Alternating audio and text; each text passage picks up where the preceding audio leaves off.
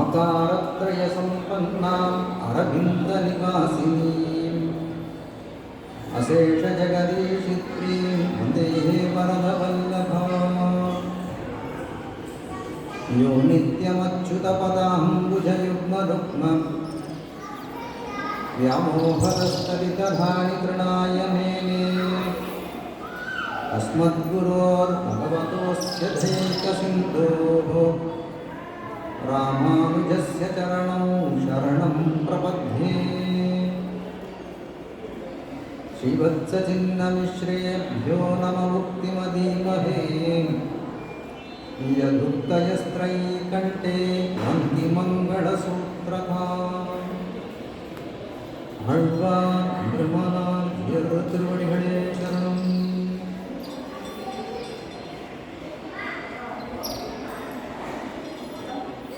இந்த இனிமையான மாலை பொழுதிலே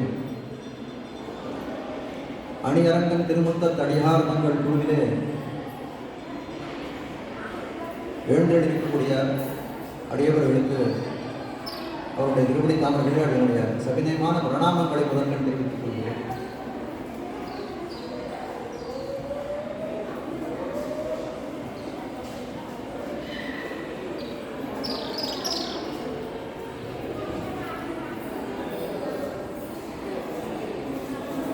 சேப்பதியான எம்பெருமான்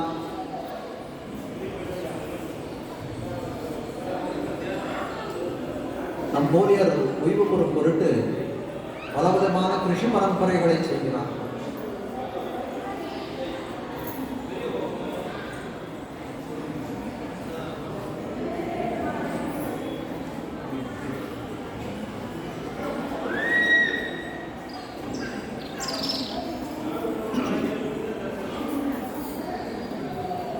பிரளய காலத்திலே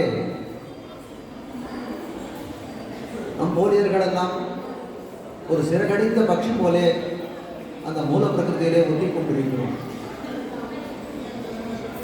அப்படி இருக்கக்கூடிய காலத்திலே நமக்கெல்லாம் ஒரு ஓய்வு வேண்டுமானால் அதற்காக கரண கலைகிரகங்களை எல்லாம் பிரதானம் செய்கிறான். நமக்கு ஒரு உடலை கொடுத்தான், இந்திரியங்களை கொடுத்தான்.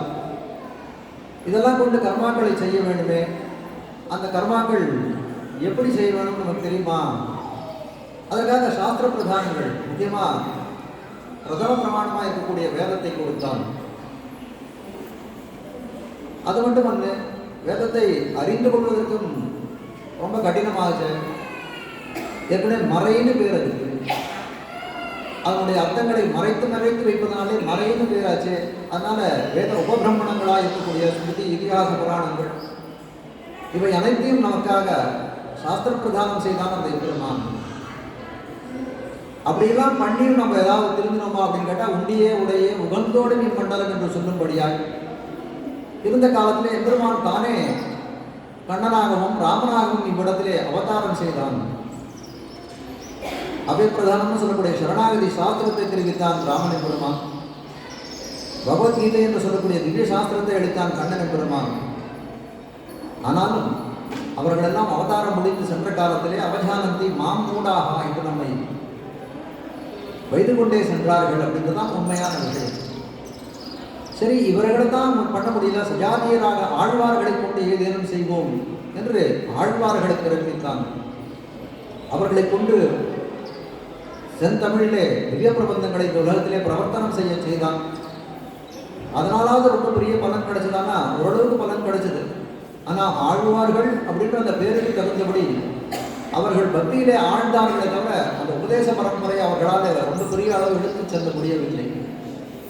காலாழும் நெஞ்சழியும் கண் சூழலும் நம்மாழ்வார் பாடுகிறார். காலாழி நீ கிடக்கும் பண்பை யாம் கேட்டேயும் காலாழும் நெஞ்சழியும் கண் சூழலும். எங்கேயோ எம்பெருமான் வந்து திருப்பார்கடலை பள்ளி கொண்டிருக்கிறான். அப்படி பள்ளி கொண்டிருக்கவனுடைய நீங்கள் அதை கேட்கிற பார்க்கல, கண்ணால பார்க்கல, அந்த விருத்தாந்தத்தை காதால கேட்கிற ஒருத்தர் சொல்லி, பாலாழி நீ கிடக்கும் பண்பை யாம் கேட்டேயும் காலாழும். எனக்கு காலை ஒன்றும் இது பண்ண முடியல. சரி, ஏதோ ஒரு நெஞ்சினால் ஏதாவது நினைக்க முடியாது. காலாழும் நெஞ்சழி. சரி, கண்ணாலேயாவது பார்ப்போமானா கண் சோழன் என்று சொல்லும்படியாய் அவர்களால் இந்த உபதேச பரம்பரை எடுத்து செல்ல முடியாமல் தயங்கி நின்றார்கள் ஆழ்வார்கள். சரி இன்னும் கொஞ்சம் திடமான சுஜாதியர்களை அனுப்ப வேண்டும் என்று ஆச்சாரியர்களை அனுப்பினார். அருள் பெற்ற நாதமுனி முதலாம் நம் தேசிகரை எல்லாம் வேதமனமே உண்டோ பேசென்று சொல்லும்படியாய் இந்த உலகத்துக்கு ஆச்சாரியர்கள் பிறந்து செய்திருக்கக்கூடிய ரிஷி பரம்பரைகள் கணக்கில் அடங்காதவை. அப்படி அந்த ஸ்ரீ வைஷ்ணவ சம்பிரதாயத்தில் இருக்கக்கூடிய குரு பரம்பரைன்னு சொல்லக்கூடியது ரொம்ப விலட்சணமான குரு பரம்பரை. பெரிய பெருமாள் தொடக்கமாக மணவாள மாமனிகள் வீராக இருக்கக்கூடிய அந்த விலட்சணமான அவிச்சின்னமான குரு பரம்பரை. ஒருத்தருக்கு அவிச்சின்னமான குரு பரம்பரை. அப்படிப்பட்ட குரு பரம்பரையிலே நிபந்த நாயகஸ்ரீ என்று சொல்லும்படியாய் எம்பெருமானார் தோன்றினார். நாதமணிகள் முன்னாலே 4000 பெற்றுக் கொடுத்தார். ஆளவந்தார் அதை பகுமுகமாக வளர்த்தார். ஆனாலும் இதையெல்லாம் சீரிய முறையிலே வளர்க்க வேண்டுமானால் எம்பெருமானார் தோன்றினார். இந்த அனைத்துலகம் வாழ பிறந்த எதிராசர் என்று சொல்லும்படியாக எம்பெருமானார் தோன்றினார். அப்படி எம்பெருமானாராலேயே இந்த காரியத்தை எல்லாம் பண்ண முடிஞ்சுதா அப்படின்னு கேட்டால் எம்பெருமானாருக்கு உசாத்துணையாக புறத்தாழ்வானும் முதலியாண்டானும் விழுந்தல் இருந்தார்கள். இல்லைன்னா எம்பெருமானார் ஒரு பெரிய காரியத்திலாம் செய்திருக்க முடியுமான்னா செய்திருக்கவே முடியாது. அடியனுக்கு இன்னைக்கு இட்ட தலைப்பு என்ன அப்படின்னு கேட்டால் ஆழ்வானுடைய ஆத்ம குணங்கள். சரீர குணங்களை பற்றி அவசியம் இல்லை, ஆத்ம குணங்களை பற்றி தெரிஞ்சாலே போதும். அதாவது குணம் அப்படின்னு சொன்னாலே இதிகாசங்கள் 2, ராமாயணம் மகாபாரதம். உலகராஜாத்தினால் இதிகாச சிரேஷ்டமான ராமாயணம். அப்போ என்ன ஆகிப்படுது அப்படின்னா ராமாயணம் தான் மகாபாரதத்தை காட்டும் சிறந்தது அப்படின்ற அர்த்தம் அவ்விடத்திலே கிடைத்தது. உடனே என்னாச்சு, அது இதிகாச சிரேஷ்டம்னு சொன்னதுனாலே அந்த ராமாயணத்துடைய தொடக்கத்தை பாருங்க எப்படி இருக்கு. சம்ஷேப ராமாயணம் சொல்லக்கூடியது அந்த வால்மீகி பகவானுக்கும் நாரத முனிவனுக்கும் இடையே நடக்கக்கூடிய சம்வாதமாக இருக்கக்கூடியது. அது சொல்லக்கூடியது என்ன எப்படி இருக்கு அப்படின்னு பார்த்தால் ஆரம்பிக்கூடியதாக கோன்பஸ்மின் சாம்பிரதோகே குணவான் கஷ்ட வீரியவான் தர்மஜ்ய கிருதஜ்ய சத்தியவாக்கியோ திருடபிரதா. நாரதன் நாரத பகவான் இடத்துல நாரத முனிவர் இடத்துல வால்மீகி பகவான் கேட்கிறார். நான் கேட்கக்கூடிய பட்டியலிடு 16 குணங்களை பட்டியலிடுகிறார். சாம்பிரதம் குணவான் கஷ்ட வீரியவான் தர்மஜ்யா கிருதஜ்யா சத்தியவாக்கியா திருடபிரதா என்று சொல்லும்படியாக பலவிதமான 16 வகையான குணங்களை பட்டியலிட்டு கேட்கிறான். இப்படிப்பட்ட குணங்கள் பொருந்தியவன் யார்? அவன் இந்த உலகத்தில் இருக்கணும், மனிதனாக இருக்கணும். இப்பொழுது இதெல்லாம் ஒரு நியதியை வைக்கிறார். ஒரு இடத்துல விதியை சொல்லி இப்படிப்பட்டவர் யாராவது உண்டா அப்படின்னு கேட்ட காலத்திலே நாரதருக்கு புரிஞ்சது இவர் ராமரைத்தான் சொல்ல வருகிறார் என்று புரிஞ்சது. ஆனால் என்ன பண்ணார், நாரதரும் ஒரு சமயம் மயங்கி போனார். இவ்வளவு குணங்களை கேட்ட உடனே வசி வதான்யோ குணவான் ருஜுசுகி மிருது தயாடு மதுர ஸ்திரஸ்தமஹ கிருதி கிருதஜ்யா தமசி ஸ்வபாவதா சமஸ்த கல்யாண குணாமிருதோ ரவி என்று தெரிவிக்கிறார் ஆளவந்தார். குணக்கடல் என்று தெரிவிக்கிறார் எம்பெருமான சொல்லக்கூடிய காலத்தில். அப்படியே முனே வக்ஷாமியகம் பிரபு. நான் சொல்றேன் கொஞ்சம் ஆசுவாசப்படுத்துன்னு சொல்றேன், அறிஞ்சுன்னு சொல்றேன். இனிமேட்டு அறிஞ்சுட்டு யார்கிட்ட போய் காலக்ஷேபம் கேட்டு சொல்ல போறேன். ராமனை அந்த குணங்களை நினைத்த உடனே அப்படியே நாரதருக்கு எல்லாம் மெய் மறந்து போனது. அப்ப தெரியாது இக்ஷ்வாகு வம்சப்பிரபோகா ராமோ நாம ஜனைஸ்ருதா என்று சொல்லும்படியாய் இக்ஷ்வாகு வம்சத்திலே தசரதின் குமாரனாக தோன்றியவன் ராமன் தான் இப்படிப்பட்ட 16 குணங்களுக்கு கொள்கலமாய் உள்ளவன் என்று தெரிவித்தார். அதே போலதான் ஆழ்வான் அப்படின்ற பெயரை சொன்னாலே முதல்ல நமக்கு தெரியக்கூடியது ஆத்ம குணங்கள் தான். ஆழ்வான் புறத்தாழ்வான் ஒரு வரதராஜத்திலே ஒரு ஸ்லோகம் சாதிக்கிறார். குணாயத்தம் லோகே குணுஷ்டி மதம் மங்கள பதம் விபர்யஸ்தம் அஸ்திக்ஷிதிதரபதே தத்வை புனः குணாசத்ய ஞான பிரவதயுதத்வத்கதயா சுதீபூயம் யாதா இது நிர்ணயிஷ்ம ஸ்ருதிவசாது. உலகத்தில் நல்லவன் தன்னை சொல்லணும்னா எப்படி சொல்கிறோம் அப்படின்னு கேட்டால் அவனுக்கு நல்ல குணங்கள்லாம் பொருந்தி இருக்கு, அதனால நல்லவன் சொல்கிறோம். யார் தானம் கேட்டாலும் கொடுப்பார், பொய் சொல்ல மாட்டார், சாஸ்திரம் சொன்ன வழியில் நடப்பார், உண்மையே பேசுவார். இப்படிதான் நம்ம சொல்கிறோம் இல்லையோ, இதெல்லாம் நல்ல குணம்னு சொல்கிறோம். அப்போ நல்ல குணங்கள் பொருந்தி இருப்பதனாலே அவனை நல்லவன் என்று சொல்லுகிறோம். ஆனால் எம்பெருமான் தரத்தில் ஆழ்வான் சொல்கிறார், எம்பெருமான் தரத்தில் இது விபரீதமாக கால் பண்ணுறது. குணத்தினால எம்பெருமானை நிர்ணயம் பண்ண முடியாது, எம்பெருமானை கொண்டு தான் குணத்தை நிர்ணயம் பண்ண வேண்டும். இந்த சொல்ற மங்கள பதம் அவர் பதத்தை அவர் சப்தத்தை பிரயோகம் பண்றாங்க ஸ்லோகத்தில். அந்த மங்கள பதம்னு சொல்லக்கூடியது எம்பெருமானிடத்திலும் அன்வயிக்கிறது, அந்த குணங்களிலும் போய் அன்வயிக்கிறது. மங்களம்னு சொல்லக்கூடியது என்ன, பவித்திரமாக இருக்கக்கூடியது, நன்மையை படைக்கக்கூடியதா இருக்கிற மங்களம் விஷ்ணு மங்களம் பகவான் விஷ்ணு என்று சொல்லும்படியாக அந்த எம்பெருமானோடைய அந்த மங்களம் போய் அன்வயிக்கிறது என்று சொல்கிறார்கள். அதுபோல பாவத்துக்காக மங்கள குணாக என்று சொல்லும்படியாய் அந்த குணத்திலும் அந்த மங்களம் போய் அன்வயம் ஆகிறது. அப்படி ஆகக்கூடிய காலத்திலே மங்களம் பகவான் விஷ்ணு என்று சொல்லக்கூடிய காலத்திலே எம்பெருமானுடைய சேர்ந்த குணத்தினாலே எம்பெருமானுக்கு மங்களமான்னு கேட்டால் இல்லை இல்லை. எம்பெருமான் ஸ்வதகா மங்களம் பொருந்தியவன்.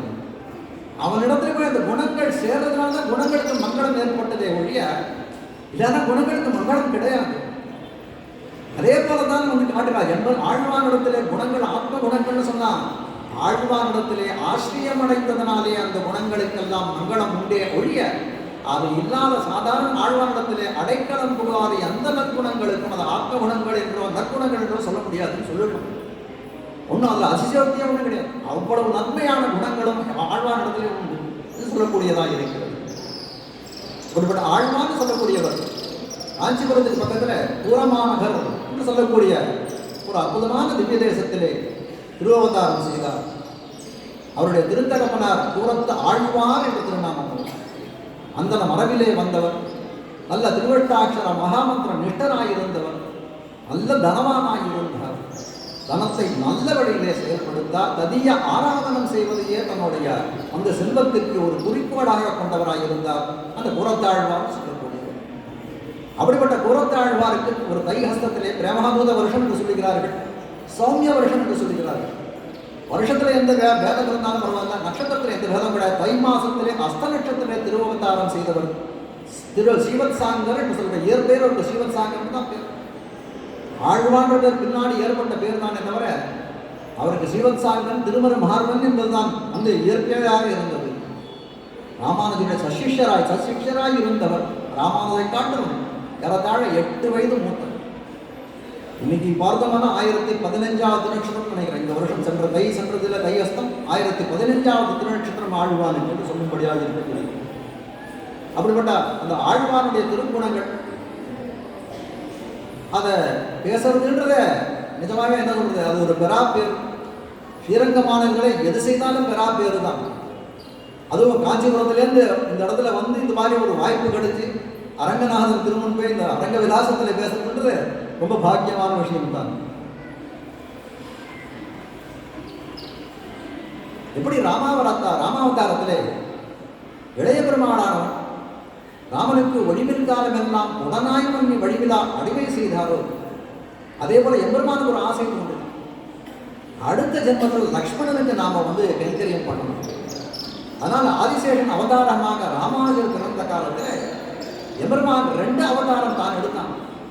எம்பெருமானாருக்கு கைங்கரியம் சுவாமி ராமானுஜருக்கு கைங்கரியம் பண்ணுறதுக்காக 2 உருவம் எடுத்தார். ஒன்று தாசரதி என்று சொல்லக்கூடிய முதலியாண்டான், மற்றொருவர் கூரத்தாழ்வான் ஸ்ரீவத் சாங்கர் என்று சொல்லக்கூடிய கூரத்தாழ்வானாகவே எடுத்தார், அவதாரங்கள் எடுத்தார் என்று சொல்லக்கூடியதாய் பூர்வர்கள் காட்டுகிறார்கள்.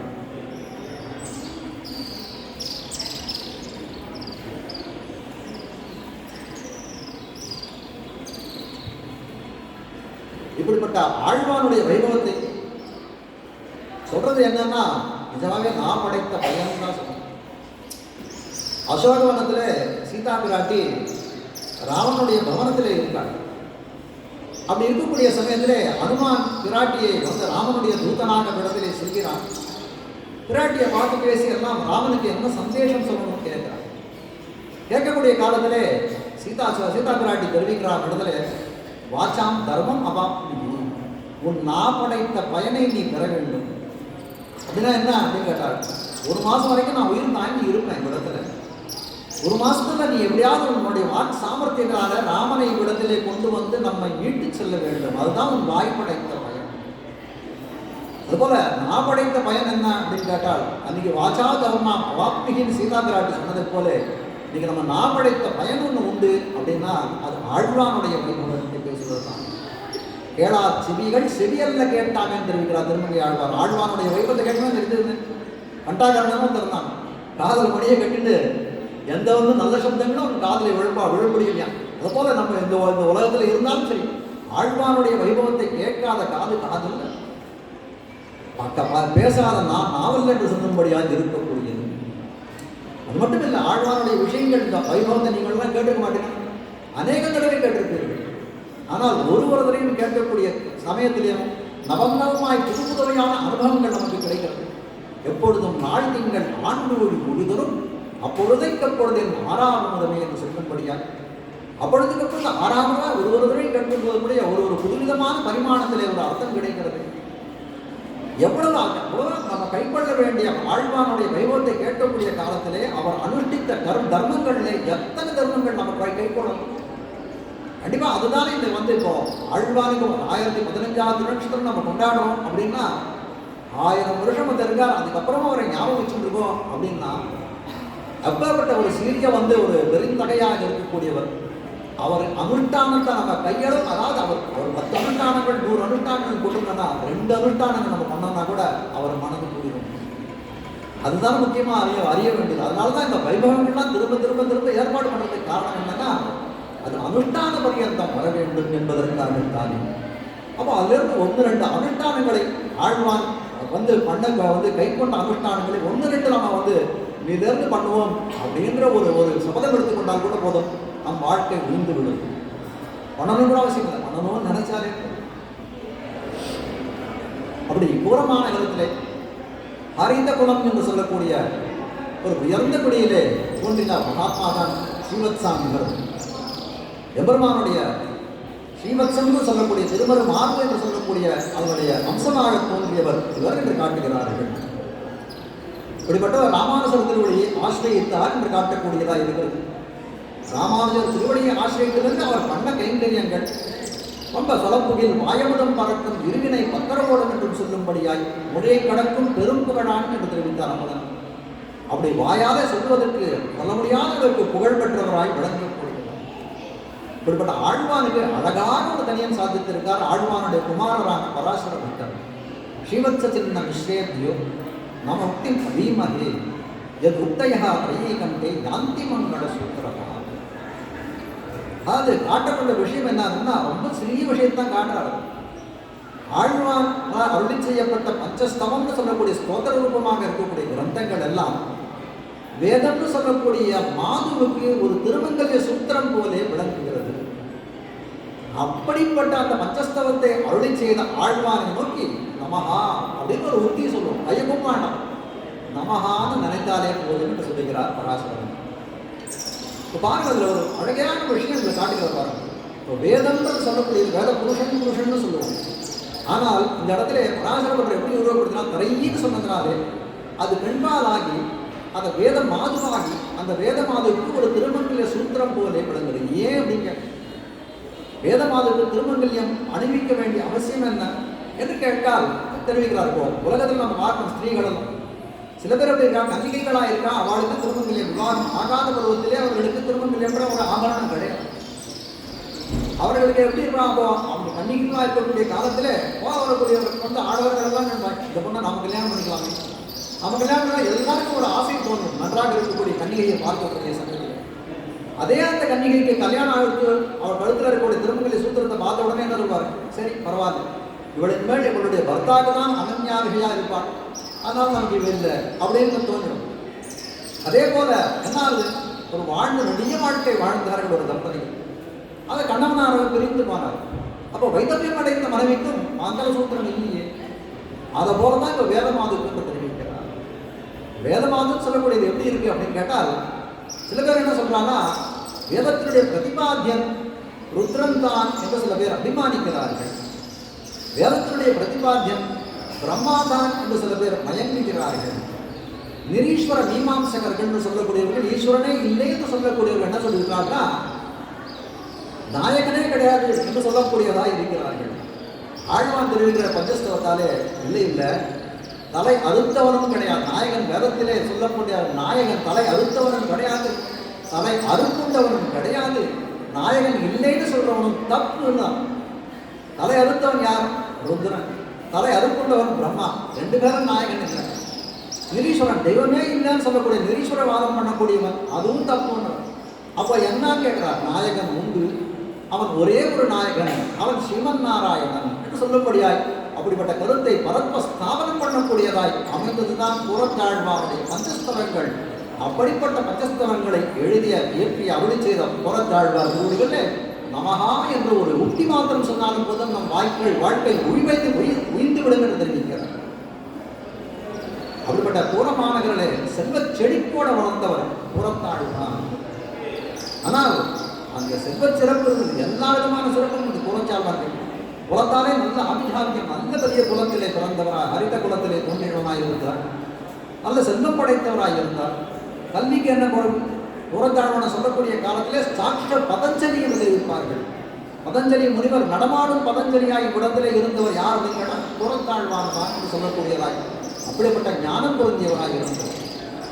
வாஸ்தவமாக சொல்லணும் அப்படின்னா ஒருவர்கள்லாம் காட்டிக்கக்கூடிய விஷயம்தான் எம்பெருமானாருக்கு சதுருஷமான வித்வான், துல்லியமான வித்வான் ஒருத்தர் உண்டு அப்படின்னு கேட்டால் அது புறத்தாழ்வான் தான். இன்னும் சொல்லணும்னா எம்பெருமானாரை காட்டிலுமே சிறந்த வித்வான் கூட சொல்லணும்.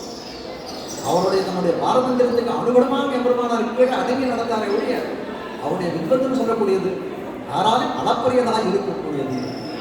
அப்படிப்பட்ட செல்வ சிறப்போடு இருக்கக்கூடிய அந்த நதியை ஆராதனை செய்து கொண்டு புற மாநகரத்தில் இருக்கக்கூடிய காலத்திலே ஒரு சமயம் அவர் திருமாளிகளை பெரிய மணிகளுடைய மணி கதவுகளாக இருக்கும். ஒரு சமயம் சாதாரணமாக என்ன பண்ணுவாங்க, தேவபெருமாள் சந்தி காஞ்சிபுரத்தில் இந்த கதவு சாத்தினா, கோரத்தில் கதவை சாத்தினா காஞ்சிபுரம் தேவபெருமாள் சந்தி வரைக்கும் அந்த மணி நம்ம வாசிக்கிறோம். ஆனால் என்னைக்கு என்ன பண்ணுவாங்களா, அந்த சேவகர்கள்லாம் இந்த கதவை சாத்தக்கூடிய காலத்தில் தேவபெருமாள் சந்தி கதவு சாத்திட்டாளா, அதுவும் எம்பெருமானுக்கு சயனம் ஆயிட்டான்னு பார்த்தா சாத்துவாங்க. ஒரு சமயம் ஏதோ உற்சவ நிமித்தமாக தேவபெருமாள் சந்தி திறந்து இருக்கக்கூடிய சமயத்தில் இவர்கள் கதவை சாத்திட்டாங்க. அப்போ பெருமாளும் பிராட்டியும் இருக்கக்கூடிய திருவோலகத்திலே பிராட்டி கேட்கிறாள், பருந்தேவி தாயார் கேட்கிறாள், என்ன பெரிய மோசம் கேட்குறது, அது கூட நம்ம கதவை சாத்திட்டாளா? பெருமாள் சொன்னாரா, தேவி என்ன இப்படி நினச்சுட்டேன், நம்ம கதவுல இப்படிப்பட்ட ஓசை வரல.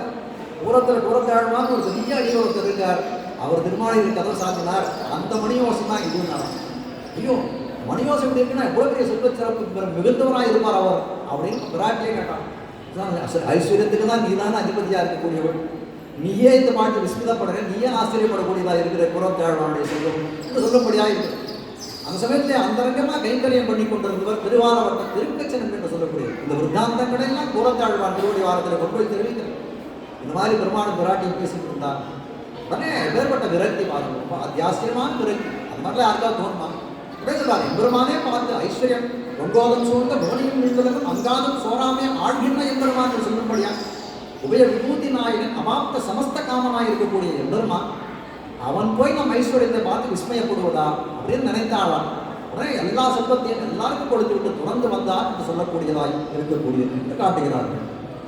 இப்படி இருக்கக்கூடிய சமயத்திலே எம்பெருமானார் என்ன பண்றார், யாதவ பிரகாசத்தின் இடத்திலே பூர்வபக்ஷ சித்தாந்தங்கள் எல்லாம் வாசித்துக் கொண்டிருக்கிறார். சொன்னார் அவருக்கு இவருக்கு பலவிதமான வந்து இந்த உபநிஷத்தை நிர்ணயம் பண்ணக்கூடிய விஷயங்கள்ல பலவிதமான வந்து கருத்து மோதல்கள் ஏற்பட்டதுனால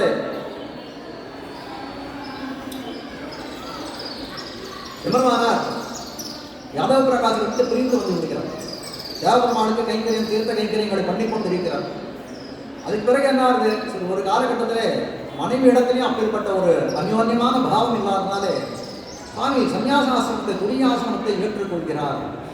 அது தெரிந்ததுதான் தாமசம். உடனே புறத்தாழ்வான் ஒரு பக்கத்திலேருந்து இந்த பக்கத்திலேருந்து ஓடி வரார், அந்த பக்கத்திலேருந்து மேற்கு திசையிலேருந்து புறத்தாழ்வான் ஓடி வந்தார், கிழக்கு திசையிலேருந்து முதலியாண்ட ஓடி வந்தார். ரெண்டு பேரும் ராமானுஜரை பற்றி கொண்டார்கள். ராமானுஜரை பற்றி இனிமேட்டு நமக்கு ஒரே வழி உடையவர் திருவடி என்று சொல்லும்படியாய் அவருடைய திருவடியை பற்றி கொண்டார்கள் என்று சொல்லும்படியாகிறது.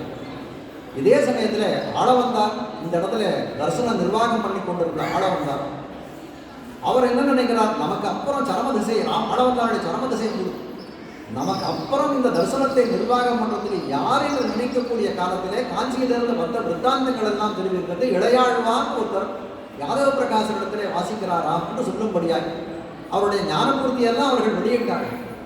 அப்போ அவன் உடனே நினைச்சுட்டார், ஏற்கனவே அவருக்கு வந்து பிதாமகம் நாதமுனி வாக்கியம் என்று சொல்லக்கூடிய பித்ருரார்ஜித தனமாக அவருக்கு சொத்து வந்தக்கூடிய காலத்திலே அந்த பவிஷ்யதாச்சாரிய விக்கிரகம் கொடுத்தது. அதனால ஏற்கனவே நம்மாழ்வார் ஒரு சர்வபாய நிர்ணயத்திலே தெரிவிக்கக்கூடிய விஷயம் என்னன்னா, நாதமுனிகளுக்கு அந்த பவிஷ்யதாச்சாரிய விக்கிரகத்தை பிரசாதித்து விட்டு சொல்றாரு, இந்த திருமேனியுடைய இந்த விபவ திசையில இந்த அவனை சேவிக்கிற இந்த ஆச்சாரியை சேவிக்கிற பாக்கியம் நமக்கு கிடையாது, நம்ம வேற நான் ஆளவந்தாருக்கு உண்டு என்று தெரிவித்தார். அதனால் என்ன பண்றார், அவர் தானா இவருக்கு போய் பார்க்கணும்னு காஞ்சிபுரத்துக்கு போறார். போய் பார்க்கக்கூடிய காலத்தில் யாதவ பிரகாசோடய வந்துட்டு இருக்கார். அந்த சமயத்தில் இப்போ பார்க்கிறார், திருகிருஷ்ணபி காட்டுறார், மேலிருந்து காட்டுறார், இவர் தான் அடையாளம் காட்டுறார். பார்த்த உடனே அந்த பவிஷ்யதாச்சாரியருக்கு அப்படியே தோன்றிக்கிறது. இப்போ உடனே வந்து இது பண்ணுறார், எம்பெருமானே நான் என்னைக்கும் பிரார்த்தனை பண்ணதே ஆளவந்தார் சொல்கிறார். தேவபெருமானை பார்த்து, எம்பெருமானே நான் என்னைக்கும் உங்களிடத்தில் நான் பிரார்த்தனையே பண்ண இது வேணும் கேட்டது. இப்போ ஒன்னே ஒன்று கேட்குறேன், இந்த ராமானுஜன் எனக்கு கொடுத்துரும், இந்த தர்சன பிரவர்த்தத்துக்காக ராமானுஜருக்கு கூட என்று சொல்லும்படியாக எஸ்ய பிரசாத கலையா பதிரஹா ஸ்ருணோதி பங்குஹு பிரதாவதி ஜடேன ச பக்திமூகஹ அந்தஹ பிரபஷ்யதி சுதம் லபதே ச மன்யா தம் தேவதேவ பரதம் சரணம் கதோஸ்மி என்று சொல்லும்படியாக தேவபெருமாள் திருவடிவாரத்திலே சரணாகதி பண்ணுகிறார். ராமானுஜரை நமக்கு கொடுக்க வேண்டும். எஸ்ய பிரசாத கலையா பதிரஹா ஸ்ருணோதி, உன் திருவருள் இருந்தால் காது கேட்காதவனும் கேட்பவனாமாம். பதிரஹா ஸ்ருணோதி பங்குஹு பிரதாவதி ஜடேன ச பக்திமூகஹ, ஊமையானவன் பேசுவான், மலடியானவள் குழந்தை பெறுவாள். இப்படிப்பட்ட அவளெல்லாம் ராமானுஜன் எப்படி இருக்காங்க? ஏதோ பூர்வபட்ச சித்தாந்தத்தை கேட்டுருக்கான விளையாடுவான்னு சொல்லும்படியாக அவன் காது இப்ப சிவடனாக தான் இருக்கிறான். விசிஷ்டாத்வைத பரமாக இருக்கக்கூடிய அர்த்தத்தை கேட்டால்தான் அவனுக்கு கலகு. அதுபோல சீரார் திருவேங்கடமே திருக்கோவலூரே முதல் கட்சி ஊரகமே பேரகமே என்று அவர் திவ்யதேசத்தை நோக்கி நடந்தால்தான் அவர் திருவடிக்கு வாய்த்ததுக்கு பலம் உண்டு என்று சொல்லும்படியாக அவர்கிட்ட ராமானுஜரை நமக்கு தந்தரட வேண்டும் ஒரு பிரார்த்தனை முன்னரே வைத்திருப்பாங்க. ஆளவந்தாருடைய சரணாகதா இதுவானதுமா பரமவதம் அடைந்த பிறகு பிறப்பு தெரிய மாட்டது. அவருக்கு ஸ்ரீமுகமே அமைச்சார் தேவபெருமானுக்கு ராமானுஜரை தந்தரட வேணும்னு சொல்லக்கூடிய காலத்துக்கு இருந்தாங்கன்னா கொடுக்க மாட்டேன். ஆனால் என்ன பண்றது, இப்படிப்பட்ட ஒரு காலம் அமைந்தது. ராமானுஜர் துரியாசனம் எடுத்துக்கொண்டார். உடனே திருப்பி இங்க இருந்த முதலிகள் பெரிய நம்பிகள் போன்றவர்கள் நான் தெரிவித்தார்கள், ராமானுஜர் எப்படியாவது போய் கொண்டு வந்திருக்கோம். ஆனால் இதற்கு சரியான பெரியம்மாள் தெரிவித்த விஷயம் என்னன்னா, கொஞ்சம் சாதுரியமா பண்ணணும். சாதாரண பண்ண முடியாது. தேவபெருமான் ஏற்கனவே ஸ்ரீமுகம் நேரம் கொடுத்த காலத்த முடியாதுன்றார். அருளி செயல் பித்தன் பாட்டு பித்தன் பேரொருளாளன். அதனால இங்கிருந்து நம்ம இடத்துல திருவரங்க பெருமாள் அரையரும் இருக்கார், அவரை அனுப்புவோம் என்றார். திருவரங்க பெருமாள் அரையர்னு சொல்லக்கூடிய எப்படிப்பட்டவர்னா, அவரை போல தானம் பண்றதுக்கு ஆடே இல்லை.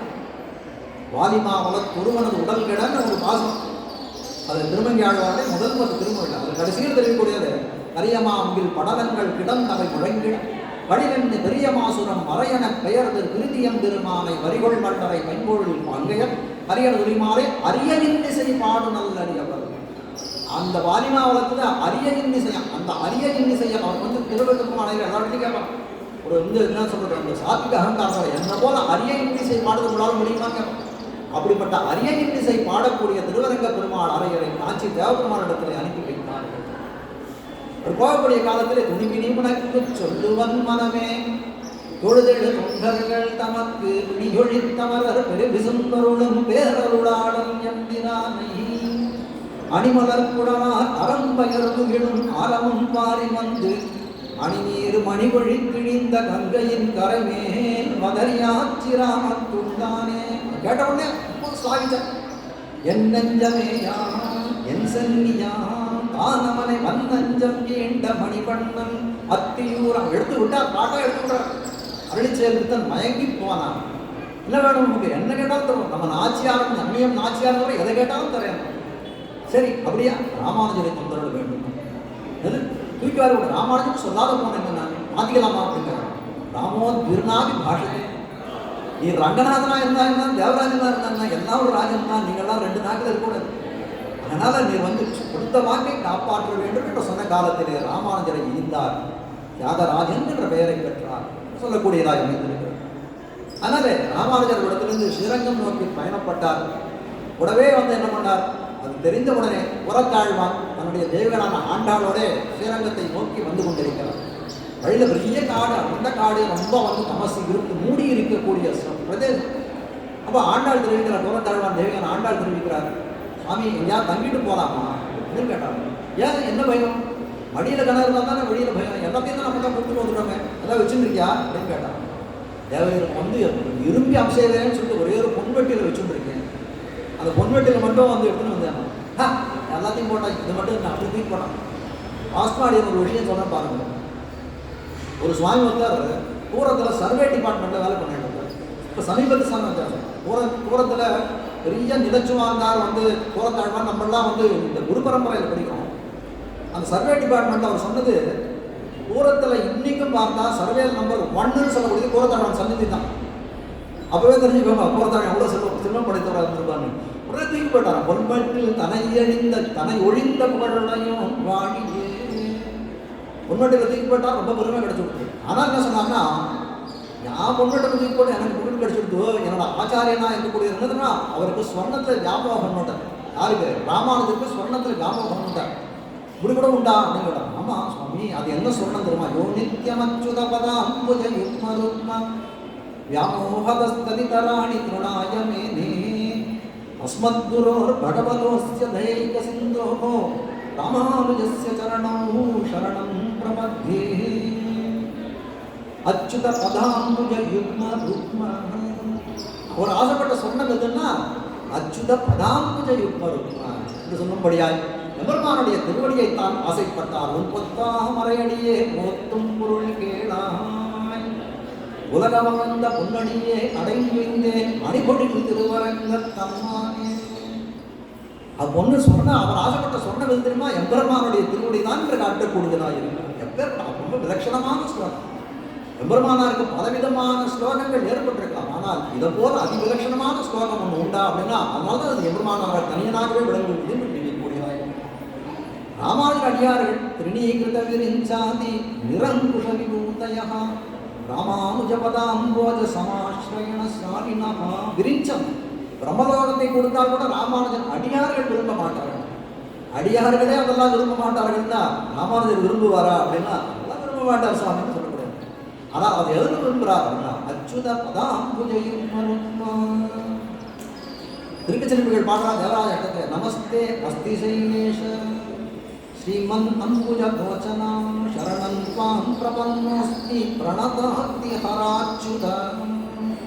அச்சுதனா அந்த அடியவர்களை நழுவ விடாதவன் அப்படின்னு பிரணதாத்தி ஹராச்சுத. அப்போ தேவமான் அச்சுதன் அடியவர்களை நழுவ விடாதவன் என்று சொல்லக்கூடியதாக இருக்கிறார் என்று காட்டுகிறார்கள். இவருக்கு ராமானுஜருக்கு என்ன பேர்? அமுதனார் பாடுறார் தென்னத்தீவுரள் கடலினை கீழ் பூந்தவன் பாடம். அப்படி ஒரு பக்கம் அவன் தாவமான் திருவடியை பிடிச்சிருக்கான். என்ன சுவாமி ஸ்ரீரங்கத்தை வந்து இந்த மாதிரி சொல்றாரு? நான் சொல்றேன் ஸ்ரீரங்கத்துக்கு சொல்றேன், கவலைப்படாது. அச்சுதா அமரரேரே ஆயிரத்தம் கொழுந்தே என் பச்சைமா மலை போல் மேனி அவ்வளவாய் கமலச்செங்கன் அச்சுதா அமரரேரே. இவரும் அச்சுதர் தான். உள்ள படுத்து நின்றுக்கிறோம். அச்சுதன் தானே, அடியவர்களை நழுவ விடாதவன் தானே. எப்படிப்பட்டவர் நான் அவர்களிடத்துல எப்படி இருக்கார்? ராமானுஜனுக்கு பொன்னரங்கம் என்னில் மயலே மானசம். பொன்னரங்கம்னு கேட்டால் என்ன ஆகணும்? அப்படியே மையனாகவா சொல்லக்கூடியதா இருக்கிறது. யாமோகம் படைத்தவர் அஸ்மத் குரு. எவர்கிட்ட குருன்னா குருன்ற சப்தத்துக்கு ரெண்டு எழுத்து குருன்னு சொல்லக்கூடிய ரெண்டு எழுத்துக்கள் காட்டக்கூடிய விஷயம்னா குருன்றது இருட்டை குறிக்கக்கூடியதா இருக்கிறது. அந்த ருகாரம் ரேபம்னு சொல்லக்கூடியது அந்த இருட்டை போக்கக்கூடியதா இருக்கிறது என்று சொல்லக்கூடியதாக. அப்படின்ற குருன்ற சப்தத்துக்கு அர்த்தம் என்னன்னா அஜ்ஞானத்தை போக்கக்கூடியவனாக இருக்கணும்னா குருன்ற சப்தம் என்று காட்டுகிறார்கள். கடலளமாக இது செய்யட்டினும் கலியுருளே மிடகர காலத்திராமானுசா மிக்கனான் மறையின் சுடருடையா அவ்விருளை துறந்திலனே உயிரை உடையவன் நாரணம் என் அறிவார் எல்லை முற்றுணம் தே கலியும் கெடும் கண்டு கொன்மின். நம்மாழ்வாரத்தான் தெரிவித்தார். அதே அம்மதெல்லாம் சொல்றார். ராமானுஜர் இருந்த உலகத்திலே திருவதாரம் பண்ணதுக்கு காரணம் என்ன அப்படின்னா இந்த கலியுருளை போக்குவதற்காகத்தான் அவர் திருவதாரம் செய்தார் என்று தெரிவிக்கிறார். அப்படிப்பட்ட எம்பெருமானார் திறத்திலே தான் குருத்துவ பூர்த்தி உள்ளது. குருன்ற சப்தம் எங்கே போய் பரியோசமானம் அடைகிறது அப்படின்னு கேட்டால் போய் நிற்கிறதுன்னு கேட்டால் அது எம்பெருமானார் இடத்துல தான் போய் நிற்கிறது என்று தஸ்மின் ராமானுஜாரிய குரு நிஜபதம் பாதி நான் அத்திர வேற யாரிடத்திலும் அது போய் அந்த குருன்ற சப்தம் நிற்காது. ராமானுஜர் திறத்திலே தான் போய் நிற்கும் என்று காட்டக்கூடியதாய் விளங்குகிறது. புண்ணியாம்போஜ விகாசாய பாபத்வாந்த க்ஷயாய ச ஸ்ரீமான் ஆவிரபூத்பூமௌ ராமானுஜ திவாகர. ராமானுஜ திவாகரன்னா சூரியன். அகதிகளை போக்க வந்த சூரியனாய் இருக்கக்கூடியவர் ராமானுஜன் என்று காட்டக்கூடியவர். பகவத் சப்தம் பகவான சப்தம் எதனால வரும்னா அது எம்பெருமானுக்கே இருக்கக்கூடியது. 6 குணங்கள் சேர்த்திருக்கணும். ஞானம் பலம் சக்தி ஐஸ்வர்யம் வீரியம் தேஜகா என்று சொல்லக்கூடிய 6 குணங்கள் எவ்விடத்தில் இருக்கோ அவரை தான் பகவான் என்று சொல்ல முடியும் என்று தெரிவிக்கிறார்கள். இப்போ பிரம்மசப்தத்தை போல பகவத் சப்தமும் சர்வேஸ்வரனிடத்திலே தான் வந்து விருத்தமாக முக்கிய விருத்தமாக காட்டப்படுகிறது. சிவாஷிகன் நிஷ்கர்ஷம் பண்ணி காட்டுகிறார் சிவா பாஷிகாரர். அப்போ பாஷிகாரர் தரத்தில் எப்படி நிரூபணம் பண்றார் அப்படின்னா சாட்சான் நாராயணோ தேவா கிருத்வா அத்தியமயீம் தனு மக்னான் உத்தரதே லோகான் அருண்யாத் சாஸ்திரமானினா. எம்பெருமான் அவதாரம் பண்ண காலத்தில் எப்படி பிறந்தான்? சஸ்திரங்களை கொண்டு ஆயுதங்களை கொண்டு பிறந்தான். அடி பிடின்றது இது. ஆச்சாரியர்கள் எப்படி பிறந்தாங்க? சாட்சாத் நாராயணோ தேவகா எம்பெருமானே வந்தான். விதகவாடைக்கிறானார் பிரம குருவாகி வந்து எம்பெருமானே என்ன பண்ணானா? ஆச்சாரியனாக வர வேண்டும் என்று வந்தான் என்று சொல்லக்கூடாது. வந்த காலத்தில் எப்படி நான் சஸ்திரமானினா இல்லை இல்லை சாஸ்திரங்களை கொண்டு வந்தா. இதுதான் சாஸ்திரம், இந்த வழியில் நீங்க நடக்கும், இது நல்லது, இது தீயது, இது சொல்லும்படியாக நமக்கு உபதேசம் பண்ணக்கூடியவர்களாக வந்து உழைத்தவர்கள் ஆச்சாரர்கள் என்று காட்டுகிறார்கள். மண்மிசை யோனிகள் தோறும் பிறந்தெங்கள் மாதவனே கண்முற நிற்கிலும் காணகில்லாம் உலகோர்கள் எல்லாம் அண்ணல் இராமானுசன் வந்து தோன்னியா பொழுதே நன்னரு ஞானம் தலை கொண்டு நாரணற்காயினரே. சர்வேஸ்வரனை காட்டுல யாரு? பெருமானே வந்து அவதாரம் பண்ணியும் அந்த இடத்துல வந்து ஒன்றும் பெரிய பிரயோஜனம் விளையலையே. சர்வேஸ்வரனை காட்டில் மிக்க வீர்மாடுடைய ஒரு இது உண்டு அப்படின்னு கேட்டால் ராமானுஜருடைய அவதாரம் என்று சொல்லக்கூடியதாய் அந்த பகவானுக்கே பகவத் தத்துவத்தை அந்த வந்து இது பண்ண ஏற்றி கொடுத்தது யார் அப்படின்னா அந்த ராமானுஜர் என்று சொல்லக்கூடியதாய் தயைக சிந்து. தயைக சிந்தோனா அவருடைய கடல் என்று சொல்லக்கூடியதாய் இருக்கக்கூடியது என்று காட்டுகிறார். எப்படிப்பட்ட கருணை கடல்? ஆச்சாரியர்கள்லாம் எப்படி இருந்தாங்கன்னா ரெண்டு விதமான ஆச்சாரம். ஒரு அன்பழியாய் உபதேசித்தாரும் ஏறார் எதிராசர் இன்னொருநாள். முன்னர் எப்படி இருந்தது? ஓரான் வழியாய் 4 காதுகள் தான் கேட்கும். சொல்றவரோட 2 காது, கேட்கறவரோட 2 காது. இந்த மாதிரிலாம் உட்காந்து நம்மளாம் கேட்க முடியுமானா? அதெல்லாம் கிடையாது. 144 அவ்வளவுதான். அது எப்போ வரைக்கும்னா ராமானுஜர் காலத்துக்கு முந்தின காலம் வரைக்கும். ஏறார் எதிராசர் இன்னொருநாள். எப்பமானார் தோற்றினார் எதிராசர் இன்னொருநாள். என்ன நடந்தது? வாருலகில் ஆசையுடையோர்க்கெல்லாம் ஆரியர்கள் கூறும். யார் யார் வேணும் விஷயம் கேட்கணும்னு ஆசைப்படுறாளோ அவங்களாம் சொல்லுங்க. அரியர்கள் கூறும். எல்லாருக்கும் தன்னுடைய சிஷ்யர்கள் அனைவருக்கும் தான் உபதேசம் பண்ணார் சொல்லக்கூடியதாக. அதான் தயேக சிந்து. திருக்கோட்டியர் நம்பி மக்களிடம் கேட்க வார்த்தைகளை என்ன பண்ணார்? அனாயாசமான ஆசையுடைய ஒரு திறத்தில் எல்லாம் சொல்லி வைத்தார். அதனால ஆச்சாரியனுடைய வார்த்தையை அதிலங்கனம் பண்ணார்னு சொல்லக்கூடியது. அதனால எபெருமானான்ற நாமம் நிர்தேசம் அவருக்கு அழகிட்டு காட்டுகிறார்கள்.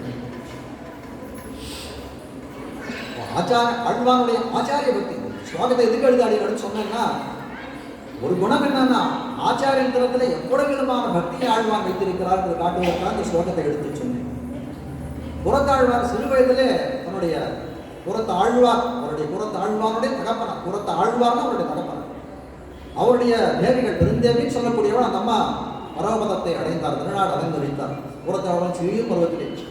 அப்போ என்ன நினைக்கிற சாஸ்திர வசனங்கள்லாம் என்ன சொல்றதுன்னா அனாசிரமி நதிஷ்டே. ஏதாவது ஒரு ஆசிரமத்தில் இருக்கணும். ஒரு கிரகஸ்தாசிரமத்தில் இருக்கணும், ஒரு பிரம்மச்சரிய ஆசிரமத்தில் இருக்கணும், இல்லை துரியாசிரமத்தில் இருக்கணும், ஏதாவது ஆசிரமம் இருக்கணும். இந்த மாதிரி எதிரியும் இல்லாமல் இருக்கக்கூடாதுன்னு சொல்லக்கூடியதாக இருக்குது. அதனால் என்ன பண்ணுறாரு? ஒரு மறுமணம் புரிந்து கொள்ளலாமோ என்று நினைக்கிறார். ஆனால் உடனே என்ன அவருக்கு தோன்றதுன்னா அந்த புறத்தாழ்வனுடைய திருத்தகப்பனாருக்கு மறுமணம் பண்ணிட்டா இந்த குழந்தைய அவங்க நல்லா பார்த்துக்க மாட்டாங்க. அதனால உத்தம ஆசிரமம் எடுத்து விடலாம், ஜீயரா போடலாம் கூட நினைச்சா.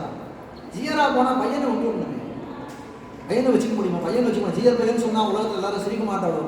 ஆனால் என்ன பண்ணாரா? அதுவும் கொஞ்சம் சிரமமாக தான் இருக்கு. என்ன வேணா இருக்கணும். இதெல்லாம் சாமானிய தர்மம். விசேஷ தர்மம் பாகவதர்களை பரிச்சரியை பண்ண வேண்டும். யார் பாகவதம்? உமக்கு பிள்ளையே பாகவதம். ஆமா, கணபுரம் கைத்தொழும் பிள்ளையை பிள்ளை என்று பெருவரே முள்ளையிரேங்கில ஊழை முடிவுடா தெள்ளிகள் என்பதோர் தேசிலல் என் செய்கேன் கள்ளவிழ் சோலை கணபுரம் கைதொழும் பிள்ளையை பிள்ளை என்று பெருவரே. பரகாலநாயகன் திருமங்கி ஆழ்வார் பெண் தன்மையை எழுதினார். அவன் அம்மா பாடுறான் முள்ளையிரேங்கில பல்லே முளைக்கிற இந்த குழந்தைக்கு. கூழை முடிப்படா கட்ட முடியல, முடிய வச்சு கட்ட முடியல, ஒரு சடை போடலாம் போட முடியும். கூழை முடிக்குடா தெள்ளியலின் பேச்சு ஒன்றும் புரியல. ஆனால் ஒரே ஒரு செய்கை பண்றார். கள்ளவிழ் சோலை கணபுரம் கைதொழும் பிள்ளை. திருக்கணபுரம் பார்த்து தொழா சௌரி பெருமான்னு சொல்லி தொழுகிறாளே, அப்படிப்பட்ட பிள்ளைன்னு சொல்லலாம். எவ்வளவு பிள்ளைகள் நம்ம சம்பிரதாயத்தில் நம்பிள்ளை, பெரியவாச்சான் பிள்ளை, வடக்கு தீவுமே எவ்வளவு பிள்ளைகள் உள்ள பிள்ளைன்னு சொல்லிடலாமா? பிள்ளைன்ற சப்தத்துக்கு அந்த அர்த்தம் என்னன்னா கிரகண தாரண போஷண படுகு பிள்ளை வந்து பாலகான்ற சப்தத்துக்கு என்ன அர்த்தம்னா கிரகணம். ஆச்சாரியன் சொல்லக்கூடிய விஷயங்களை கிரகிக்கக்கூடியவனாய், தாரணம் பண்ணிக்கலாம், அதெல்லாம் மனசுல நிறுத்தக்கூடியவனாய், அந்த அர்த்தத்தை போஷிக்கக்கூடியவனாய் இருக்கவன் தான் பாலன் என்று தெரிவிக்கிறார். பாலானாம் சுகபோதாய பிரியதே தர்க்க சங்கிரஹம். தர்க்க சங்கிரகம்னு ஒரு கிரந்தம். வேதாந்தங்கள்லாம் வாசிக்கிறதுக்கு முன்னாடி வாசிக்கக்கூடிய கிரந்தம் தர்க்க சங்கிரகம்னு ஒரு கிரந்தம். அண்ணன் பட்டுன்னு எழுதியிருக்கார். அவர் எழுதுறார் பாலானாம் சுகபோதாய. சிறுவர்களுக்கெல்லாம் சுகமா வாசிக்கணுன்றதுக்கா வேதாந்தம் வாசிக்கணுமா? சிறுவர்கள் தான் வாசிக்கணுமா? அவர்களெல்லாம் சுகபோதாய கிரியதே தர்க்க சங்கிரகம்ன்ற கிரந்தத்தை நான் பண்ணேன்னு எழுதுறேன். அப்படியாவது பாலர்களாக வாசிக்கிறாங்க. இல்லை இல்லை, பாலர்கள்னா யார் நன்னா அவன் அர்த்தத்தை கிரகிக்கக்கூடியவர்களா, தரிக்கக்கூடியவர்களா, போஷணம் பண்ணக்கூடியவர்களோ பாலர்கள் என்று சொல்லக்கூடியதாக இருக்கிறார்கள் என்று அதை காட்டுகிறார். அப்போ கள்ளமிழ் சோலை பிள்ளைன்னு சொல்ல முடியுமா? பாகவதராச்சே. அதனால என்ன பண்ணாரா? புறத்தாழ்வான் பண்றது பாகவத பரிசெய்யரையாகவே நினைத்தார் அவருடைய நிறுத்தகப்பனார் என்று சொல்லக்கூடியதாக இருக்கு.